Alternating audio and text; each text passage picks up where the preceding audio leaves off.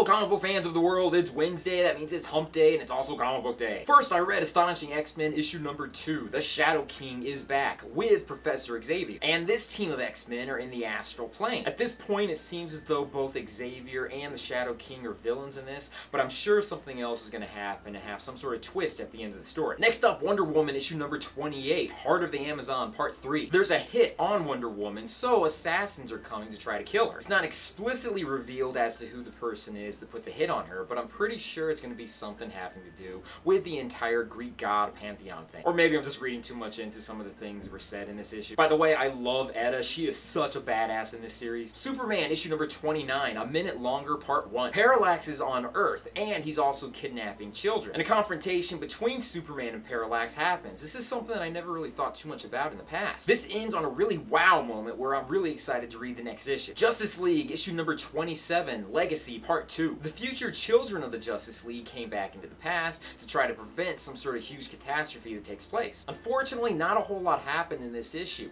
I kind of feel like they're really wasting this entire story material. Even though this has been done a dozen times before, we've never had this incarnation of these characters showing up. Although we did find out that Wonder Woman is a bit of a jerk and she abandoned her son when she found out that she was having a son. I'm really hoping that they're going to reveal that something happened and she was forced to abandon her son. Batman issue number 29, The War of Joke and Riddles part 5. Bruce Wayne, not Batman, is hosting a dinner party for both the Joker and Riddler so they can sit down and try to work things out because they have their whole gang war going on and a lot of innocent people in Gotham are being killed. I never expected to see anything like that happen, but it was really cool to see all of these Batman villains all having dinner together with Bruce Wayne. It didn't completely solve everything, but still it was an interesting story. Generations, Wolverine and the all-new Wolverine. All of the Generation issues that's coming out from Marvel is generally having older characters meeting up with their newer counterparts. And a whole timey-wimey thing is happening. In this instance, X-23, who is the current Wolverine, goes back into the past and meets up with the old Wolverine, Logan, also known as James Howard. It's a fun story, and I did like to see the two of them working together. But like the previous Generation issues, there's really not a whole lot coming out of this. It's just really more for the fan to see the characters working together. Although Marvel Comics is doing an entire legacy thing that should be happening fairly soon,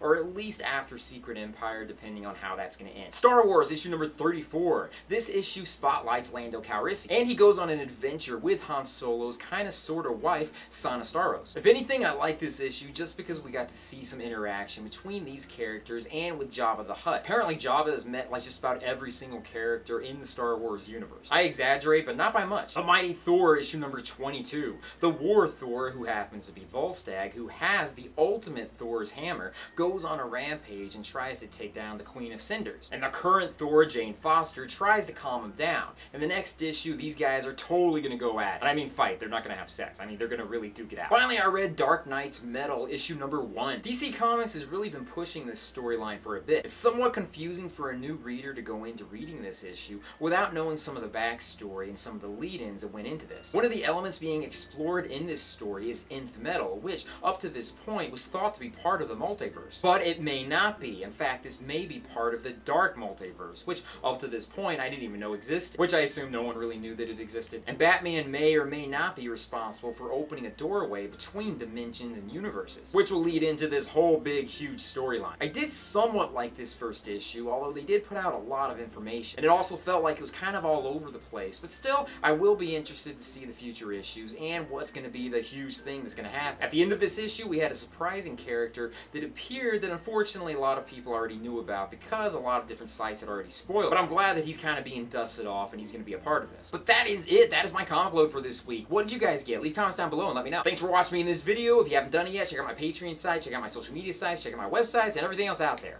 Peace, love, namaste, and I'll see you guys later. Peace. I've been reading a lot of solicitations on Red Robin, aka Tim Drake, and for him coming out of Limbo. I really hope they do this properly, and I also hope that maybe he gets his own team, his own book maybe. I mean, I would love to see a Young Justice rebirth. And I've said that like 100 times, but I'm saying it again.